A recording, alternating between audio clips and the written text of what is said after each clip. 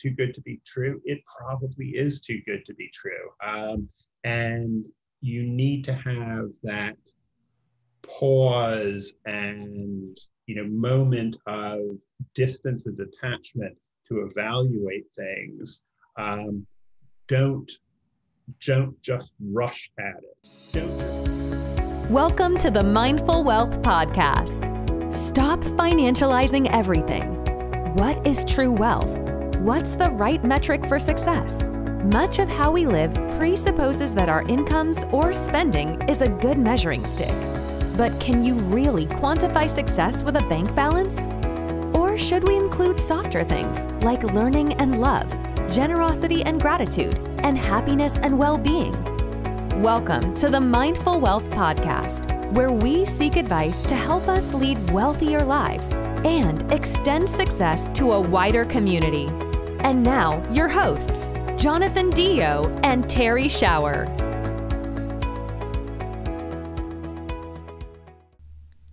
Hello, and welcome to episode 5 of the Mindful Wealth Podcast. Today, we're going to be talking to Lance Knobel, CEO of Cityside, which is a local journalism organization in Oakland and Berkeley. The topic of today's show is how we can bring more mindfulness into our information diet. And this is so important because the information that we consume really ends up conditioning the kind of social actions we can take and also the decisions that we make. And so the fact that we navigate the information environment in a way that's responsible and mindful is really critical to the kind of people we're able to be. And now, please enjoy the conversation with Lance Knobel. I'm CEO of Cityside. We're a local journalism nonprofit. We have currently 2 sites, Berkeley side and Oakland side. We plan others in the future. But Cityside is really the outgrowth of our 11 years with Berkeley side, which we founded in 2009, and we built into a really robust local news site, one that I think I can confidently say people in Berkeley rely on and many of them love. And about a year or 2 years ago, we decided to take that experience and figure out if we could do that elsewhere. And Oakland side is the result of that. Yeah, so if I can just jump right in with a first question. I'm a little bit curious for somebody who is into, it seems, print news. I think now we're moving into an era where it's all about YouTube and Facebook and, online kind of media, and the older style of media like print and network news are kind of on the downswing. What's your take on that? Do you think we're really in an area of new media? I think that's unquestionable. What I'd say, I'm an optimist about the future of news. Most people are doomsayers, so I'm an outlier in this world. But I'm not sure how much it matters. I grew up obviously in print. I'm of that generation. Until recently, we got 2 print newspapers delivered to our door every day. But I'm really not sure why it matters whether newspapers with the paper survive. What matters is that the journalism gets done, that people have access to that information.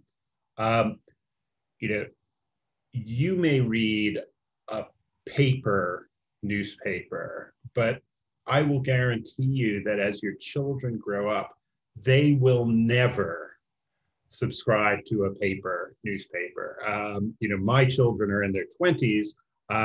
They are never going to buy a paper newspaper.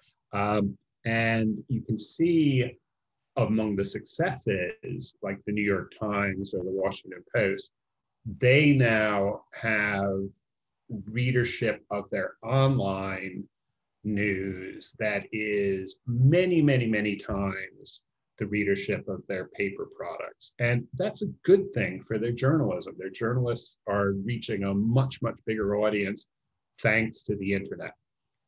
It's true, as you say, that some people are using Facebook or YouTube to get their news. That has all sorts of dangers, and we can maybe dig into that. But the fact that news is delivered online versus paper or online versus broadcast television, I'm not sure that's a distinction that matters all that much. Yeah, I mean, so maybe you can just say a few words about that. I think you're absolutely right. Like, do we care whether ultimately, like, I read The Economist? Do I care whether I read the paper version of The Economist or if I get it on my smartphone? Like, ultimately, it's the same information. It's just that the actual physical presentation of it is different. And I think the main distinction then is between sort of the older types of journalism that we had, where there was actually journalists, some were reporting, be it in print or network news, by like a kind of centralized, verified, standardized kind of a news product. And then there's the information sources, if we can call them that, of Facebook and YouTube and the new media, where in one sense it's more democratic because anybody can throw something up, but it's not like journalism with the capital J. So I don't know if you could speak to just the difference there. Yeah, well, there's tons of journalism with a capital J getting, being done by many, many sources. In fact, I'd argue there are more people and more institutions doing capital J journalism now than there were 30 years ago. But the change in how we read this, I think, is very significant. Pre-internet, for the sake of argument, let's go back to 1990, which I know the internet existed, but hardly anyone was using it. We all understood the difference between a reliable or a seemingly reliable, trusted news source and one that was kind of out of bounds. The New York Times, the paper product, looked sober. It was, big sheets of paper. That was a signal that we all understood. And you understood that the Inquirer at the checkout at the supermarket, in that tabloid format with, Elvis seen on Mars on the cover, that was a different thing. And it was entertainment. It wasn't really journalism. When you filter that through your Facebook feed, they look exactly the same. And it isn't even that the Inquirer looks the same as the New York Times. A totally random person who is saying who knows what looks exactly the same. And so we've lost some of those cues. And I think that does matter. And it raises the stakes for all of us to do the due diligence on, is this something that is reliable? Has it really been reported? Is it journalism, or is it just somebody spouting off? And the kind of literacy to do that is something that I think a lot of people really haven't been trained to do. They're not well prepared on that. Yeah, I think it does one other thing, and that's that it allows for the journalists and for the delivery mechanisms to select the things that I might be interested in, and sort of narrow the span or narrow the scope of what I might actually discover. And because of that, because there's big data and analytics that help captivate audiences, we no longer think for ourselves about what we will find or what we will look out, what we'll seek out. We can't look at the headline and see just right next to it something about the economy. There's the thing that happened at the Humane Society, and then right next to that, there's something about the economy. So because of that, we get narrow in our thinking. So what can we do about that? And is there a way out of that? Yeah, I think that is a real problem. And I think it manifests in two ways. And then maybe I have some thoughts as to how we can get out of it. But here are the two ways it manifests. Even if you're reading the New York Times or the Washington Post online, the experience of reading it online is you go to the story you're interested in and you read that story. I think most people's experience is not, I'm going to browse through all the stories they show me and I'll take things in turn, and I will encounter things that maybe I wouldn't have encountered before. Whereas when we read the paper product, the act of turning the pages, to get to page 17, you had to look at page 16. And there might have been something on page 16 that you would never have considered reading, but it just catches your eye, and that serendipitous moment introduces you to something that may have been outside your immediate interest. It introduces you to something. By virtue of the ease of choice and selection in the online environment, we've eliminated a lot of that serendipity.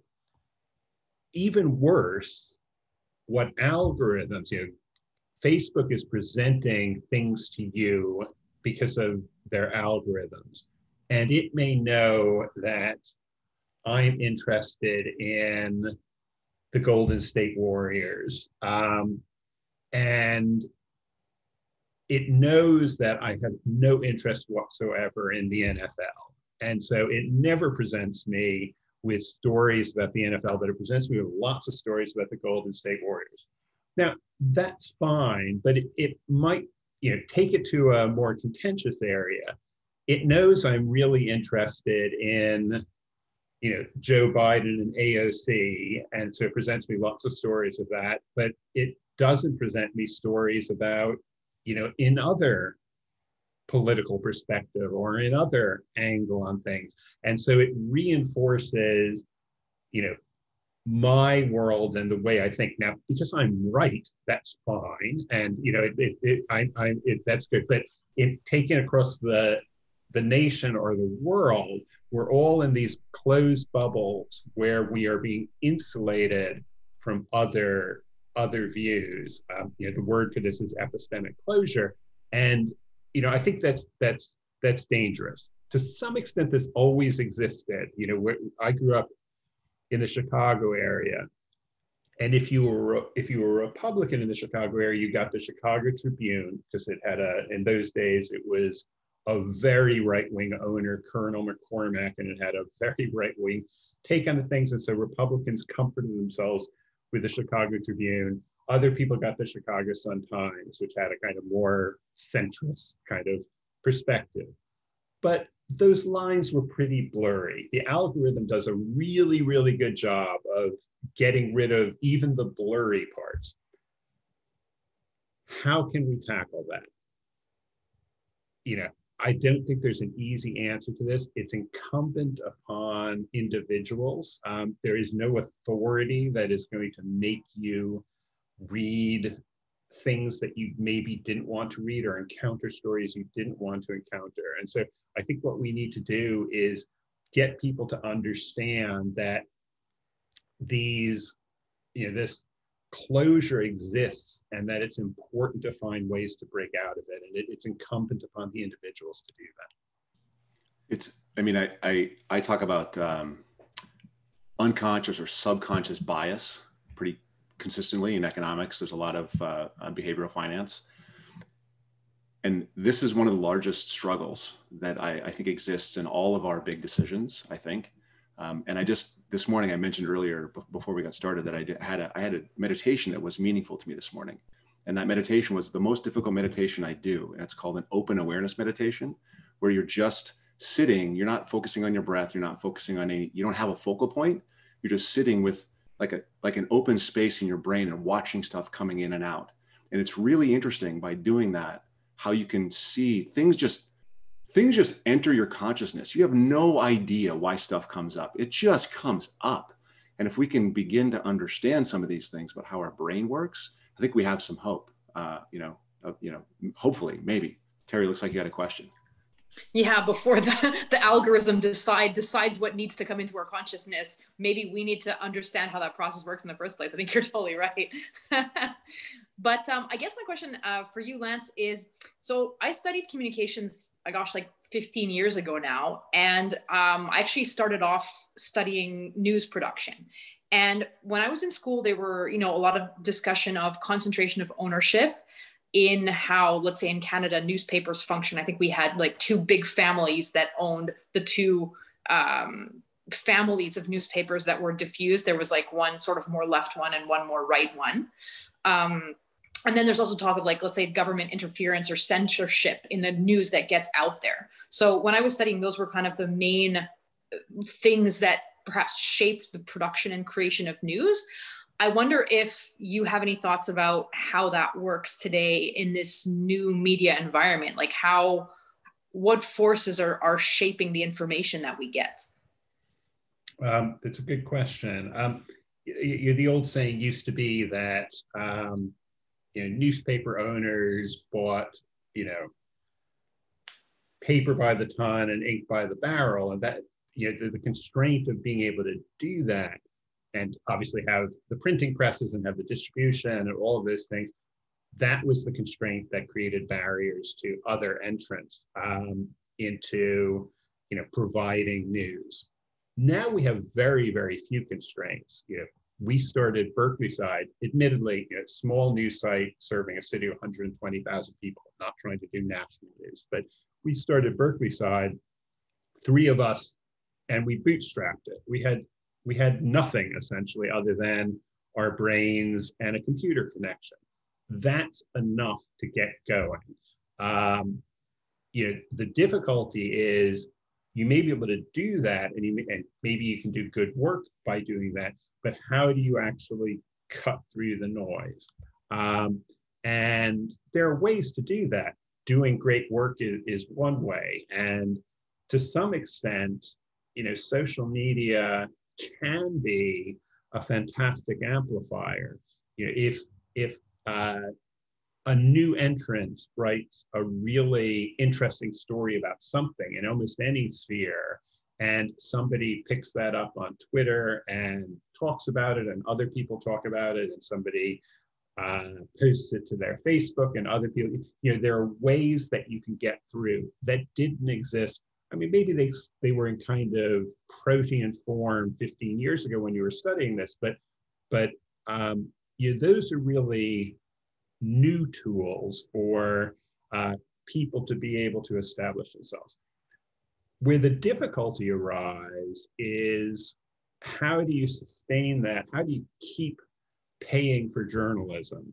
And I think we figured out some ways.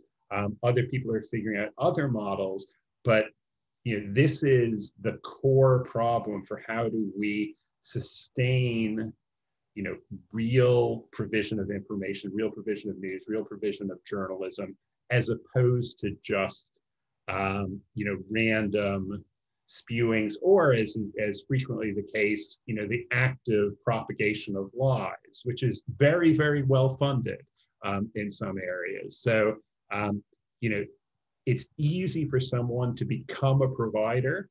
It's a little harder to break through, but the big, big, big difficulty is finding ways to continue to pay for it.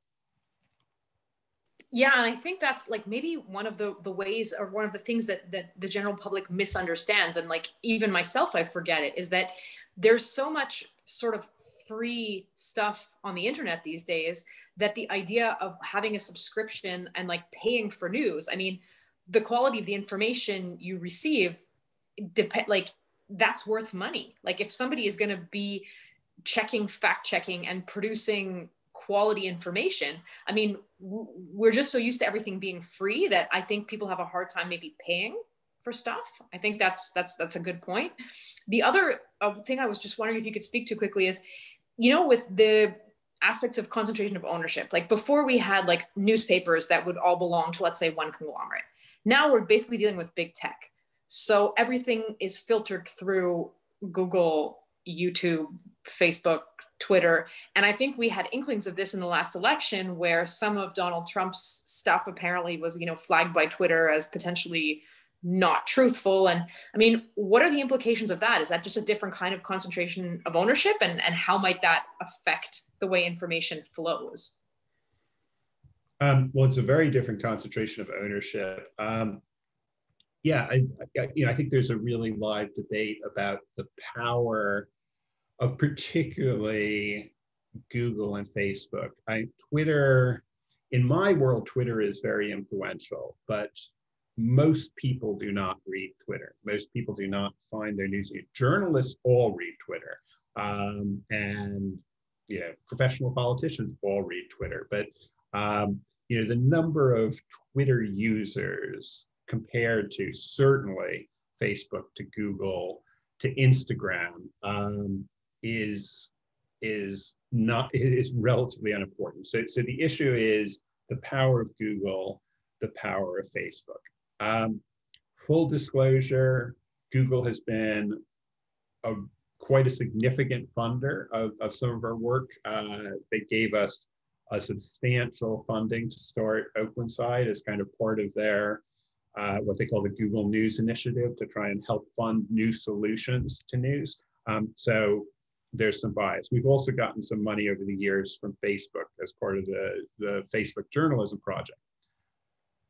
Google, I think, if you look at how their algorithms, which predominantly in search, I think they're relatively uninflected. If you search for news about Donald Trump or about the stimulus bill or whatever, you'll get a pretty honest spread of what is out there. There's a different issue. Obviously, they own YouTube. The way the YouTube algorithm works to show you things that are going to keep you watching, there was a lot of evidence over the last few years that if you, for example, start watching white supremacist videos, YouTube does a really effective job of leading you into a deep, deep, dark place of where your world is consumed by white supremacist information and videos. It picks up, you're interested in this, and it shows you more and more and more, and that's a really terrible spiral. Facebook is doing something different, and maybe it's a bit more akin to that YouTube experience, where Facebook is determined to show you stuff that it knows you'll like and that your friends will like and that you will keep clicking. And if you look week by week at the most shared or most active posts on Facebook, 18 of the top 20 are going to be clearly right-wing messages. Now, I think there are a number of reasons for this. One is there is a fantastically sophisticated right-wing message machine that has gotten very, very good at optimizing Facebook algorithms. They know how to play the algorithmic game. The second is, and my bias will show, lies are a lot more viral than the truth. The truth is often kind of boring. If you say something sensationalist, that Dominion voting machines are, the corpse of Hugo Chavez is funding Dominion voting machines, and that's causing, that's like, wow, that's a story. I've got to share that. Whereas the mundane truth that, the election laws meant that, the mail-in ballots were counted after the daily ballots. That's like, I'm not interested in that process. Tell me something interesting. So there's a real problem in that cycle of promoting the worst. And Facebook has come under a lot of scrutiny for that. Google has come under some. And it seems to me that, at least for the moment, Facebook is prioritizing its profits over the general public good. And its profits say, it's great for us that people are sharing total tosh, dangerous stuff, because they're sharing it and they're active on it. And these units that are pushing out these lies and propaganda are paying us a lot of money to boost this stuff, and we love that. And I think that's really dangerous. I mean, I don't believe, it's very difficult for me to say, okay, let's wait until the federal government fixes this problem. Yeah, that's not going to happen. Yeah, it's not going to happen. I mean, they're going to go down and walk down the aisle now and talk about it, and there are going to be big arguments, and we're going to see both sides, inflamed. Facebook and Google are going to outspend on attorneys. So there's just no, it's not going to happen. Sure. So what do you do to try to avoid the spiral? I realize you're not even beginning to look at the white supremacist stuff, which means you don't go down the hole. But if there is a video, next to the Golden State Warriors that is something that may lead to that other video, and you click on it and you go, how do you not get sucked in? Because that's the Twitterization, that's the algorithm. It's all going against our brains and how we take in information. So what do you do? I think I'm a pretty sophisticated news consumer. And so I think I'm very aware of what the algorithms are trying to get me to do. And so I think awareness builds up resistance. It's a vaccine against that to some extent, but you're right. I mean, Facebook and Google employ lots of super smart engineers and scientists who know a ton about the psychology of these things and how to make things viral. And they're very, very good. We all have experience this year of the COVID-19 virus that has spread so incredibly efficiently. There are people in Menlo Park and in Mountain View that are very good at getting a virus to spread incredibly efficiently, except that virus is, certain kinds of information. There is a way to inoculate yourself against it, but as I said earlier, that has to be a personal choice. And, it can happen certainly as people get educated about this. I think there's some very useful, people advocate for in schools teaching things like news literacy. I think that would be a very good thing, just as we think all children have to learn a certain level of numeracy in order to cope with the modern world. So, you understand that, something costs more, and they can compare prices and they can evaluate to some extent different offers of something. That sort of basic economic literacy is really important to be a healthy participant in society. I think so too should we be teaching information literacy, news literacy to people. But curricula and ways to do that are very undeveloped, and certainly there's no no school system would say, oh no, we're not going to teach our kids numeracy. Of course they have to learn that. I don't think there are many school systems that say, oh, we have to teach our kids information literacy. So there's a lot of work to be done there. Yeah, and I wonder, so let's say, not necessarily through the school system, but for us, like adult users or consumers, would you have like a checklist of tips of what should we do as we're existing in the media sphere today? What are maybe 3 or 4 things that we could do to like inoculate ourselves, or maybe be a little bit more critical about what we encounter?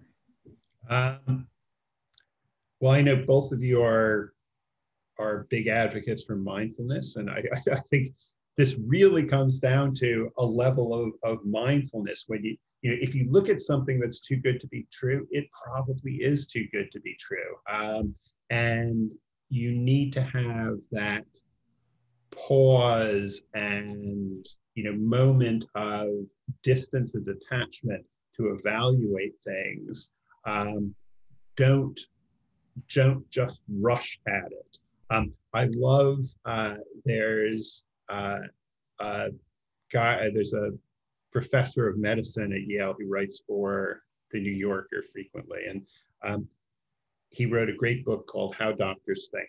And one of the lessons he says he teaches his students is don't just do something, stand there. And I think that's a great lesson for so much of life, not just you're confronted with a medical emergency, don't just do something, stand there. He's trying to say, think before you take even if it's brief, take a brief pause before you act, because you need to think through, if I do this, what are the consequences of it? So too, in so much of our life, I think we need to avoid the impulse to just do something, just follow that, click on that, pause, step back, evaluate, and I think you'll lead a healthier life as a result. I want to say it's not just when it's too good to be true. It's also when it's too bad to be true. Yes. There's a lot of holes we go into that are just like, oh, and I think I mentioned this before, but my dad ends up in a lot of these holes, and I just go, okay, let's back up for a second and just see the reality of what may or may not come out of this one thing that you're so bent out of shape about. Yeah, and my politics, I live in Berkeley. My politics are progressive, and I think this is a particularly virulent disease on the right, but it infects the left as well. I mean, I see plenty of stories. As we're talking, the U.S. Congress has just passed this $900 billion stimulus. I see plenty of people in my Twitter feed taking something and saying, there's $500 million of aid for Israel in the stimulus bill. Now, there isn't $500 million of aid for Israel in the stimulus bill. What there is there's $500 million of aid for Israel in the spending bill, which they did an omnibus vote to pass the two of them together. That doesn't mean it's in the stimulus bill, but I can assure you, the person that tweeted that, they had the quote from it looked like it was really official, and that's going to go crazy. And people are going to say, they can't raise the unemployment payment, and yet they're giving $500 million to Israel. This is crazy. So, this infects everyone. You need to stop and think and evaluate, wait, can this really be true? I need to look into this. I mean, what about, so my question is that, so the one thing is, be more mindful, take a pause.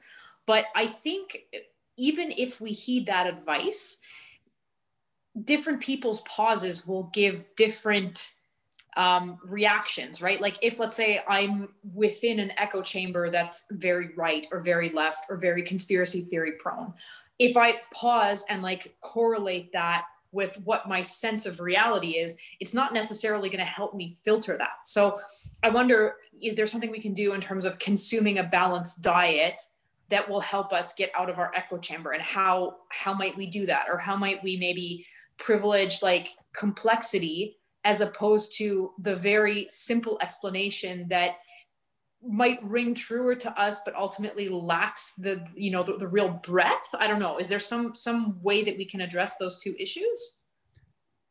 I think the fact that you're kind of making those statements about the varied diet,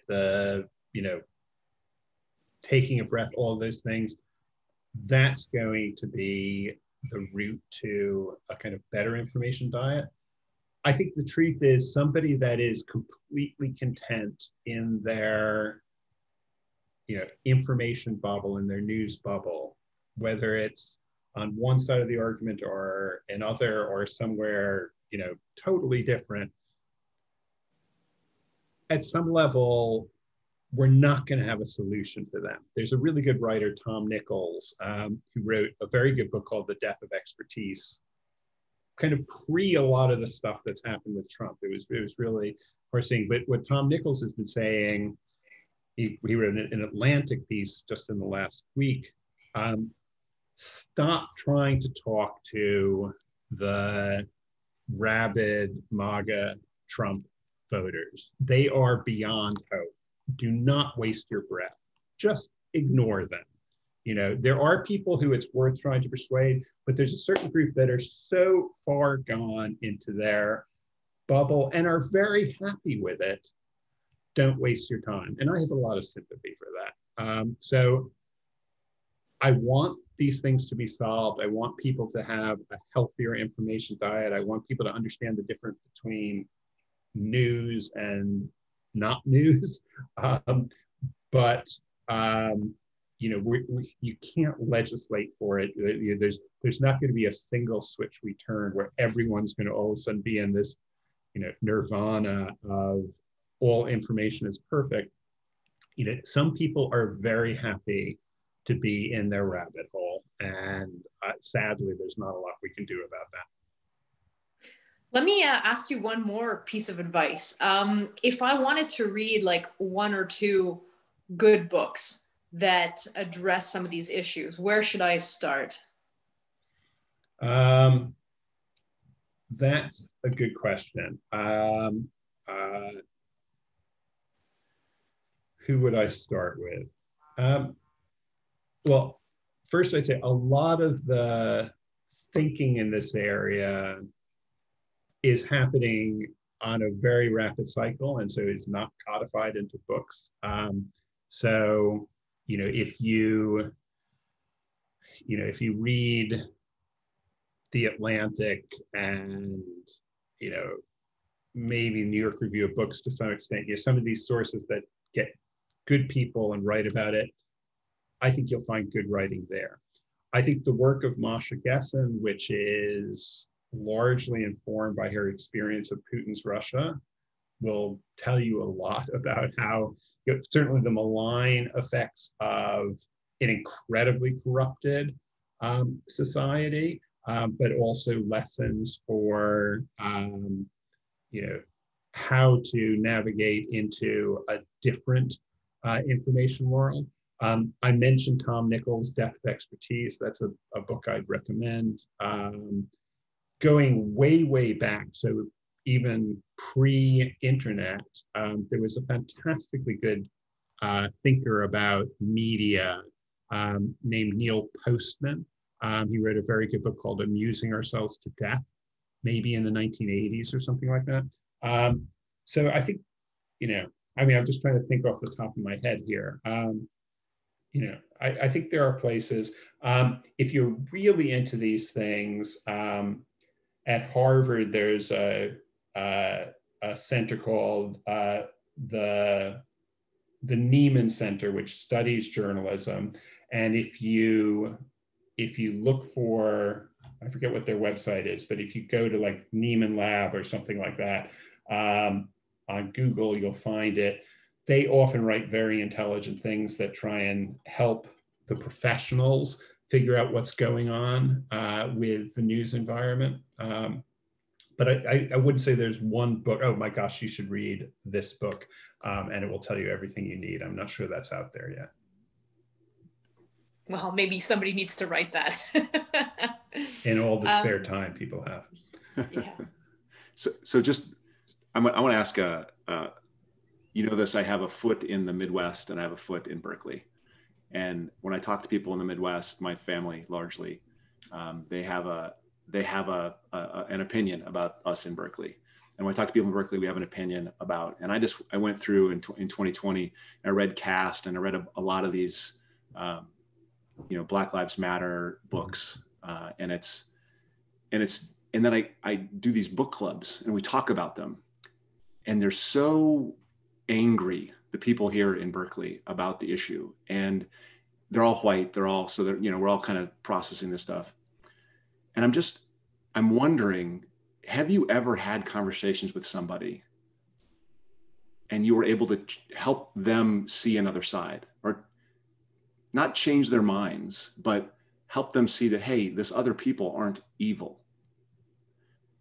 Do you know what I'm driving at? Yeah, I do know what you're driving at. That's not something I've really been engaged in. Here in Berkeley, there's a sociologist at UC Berkeley who you might know, Arlene Hochschild, who in fact did exactly this. She went to, I forget which county in Louisiana, but one of the reddest counties in the country. And she spent time there and she wrote a book about it.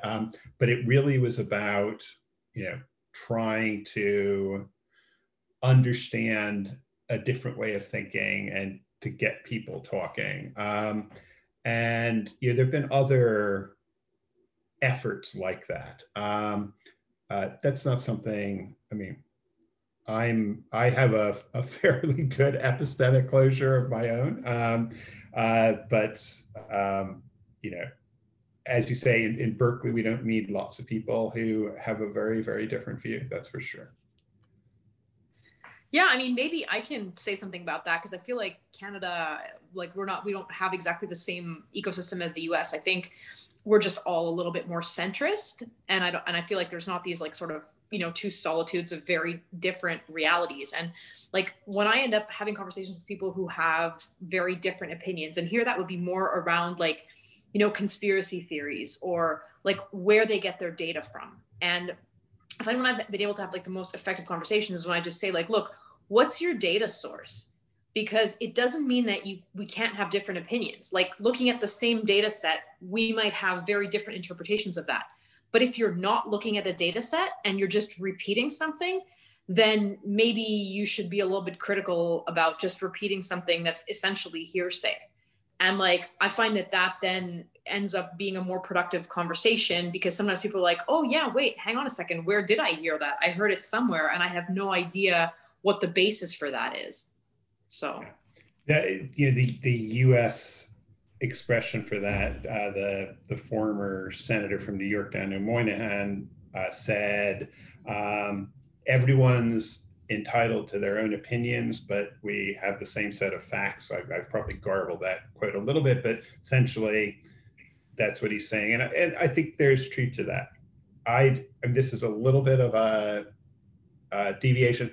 I contest your characterization of Canada, which is you're a bit more centrist, because I think the truth of Canada and of many other nations compared to the US is not that you're more centrist. It's just that your political spectrum, your left is maybe about the same as the US left, but the US right is so far beyond the Canadian right that it's just a different universe. And so it isn't that Canada is more towards the center. It's that, from left to right, you have, pretty much a similar spectrum on one side, but then a totally different skew. And the political scientist term for this is asymmetric polarization. A lot of countries experience some polarization between left and right.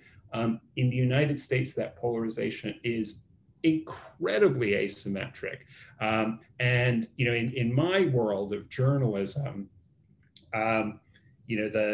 the way, the term for this which is a real journalism flaw is both sidesism. So both sidesism would have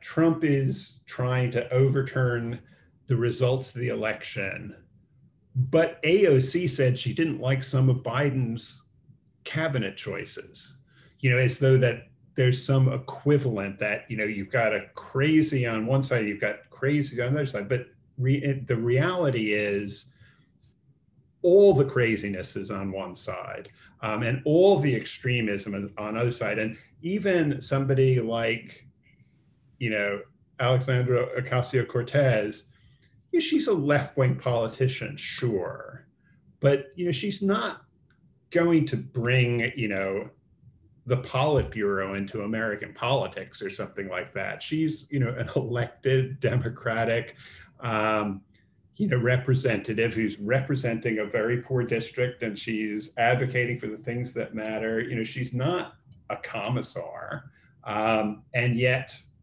it's presented as though, oh, well, of course we have two extremes. We don't. We have one extreme. And in Canada, for the most part, I know you have some politicians that are a bit wacky, but, reference Toronto. But, for the most part, you've avoided the extremes. And so I think that's a different situation. Yeah, I mean, I think you're right that like for us, when I say centrist, maybe what I really mean is that our bandwidth is smaller. And I think that's true. And I think our bandwidth is just like we've shifted everything left. And like, again, maybe this is my kind of, in Canada, I'm a bit right wing. I don't know what I would be in the US, but you'd probably be to the far left of the Democratic Party. Yeah. I feel like our crazies are like more left wing than right wing. But again, who knows what seat we're actually sitting in. So yeah. So I don't know, Jonathan, did you have any final questions? I just wanted to, Lance, tell us what the next, the plan is for Cityside. What's the next chapter in your life? Well, one of the extraordinary things that we face is, we live and work, you and I, Jonathan, in one of the wealthiest regions in the world, the San Francisco Bay Area. And yet, even here, all around us, there are places that are termed news deserts, where no one is going to the city council meeting and reporting about it. No one's going to the school board meeting and reporting about it. A local police department may do terrible things and nobody knows about it. A local council member may be doing great things and nobody knows about it. And so these news deserts are, even in this incredibly wealthy region, all around us. And so our next thing, and it's kind of our mission, is to find ways to do more. We have Berkeley side, we have Oakland side. I expect in 3 years' time, we will have 4 or 5 sites, maybe a bit more than that, initially in the Bay Area, but ultimately beyond as well. Because we found ways to make really good local journalism sustainable. Really good local journalism means more people vote, more people participate in, local civic life. Your municipal bond rates go down with good journalism. Corruption goes down. All sorts of good consequences happen with strong local journalism. So we're determined to provide that in more places. Thanks for that. As a participant in our local economy, I really appreciate that. And I just want to say thanks for being on, Lance. It's been a great conversation, and we look forward to seeing you around the city. Thank you for listening to the show. Perhaps as we go about our lives this week, we can take some of Lance's advice and consider, on the one hand, consuming a more balanced information diet, and on the other, valuing news and journalism that we pay for, because as the old saying goes, you get what you pay for. And if we don't want to get dragged down a rabbit hole of someone else's construction, perhaps the onus is on us in how we consume news media. Thanks for listening to the Mindful Wealth Podcast. We hope you enjoyed this episode. If you did, remember to give us a rating and leave a comment, subscribe, and share. You can find Jonathan at mindful.money, and you'll find Terry at terryshower.com. Their books, Mindful Money and Mindful Landlord, are available on Amazon. Look to the show notes for our guests' contact info and any links discussed in today's episode.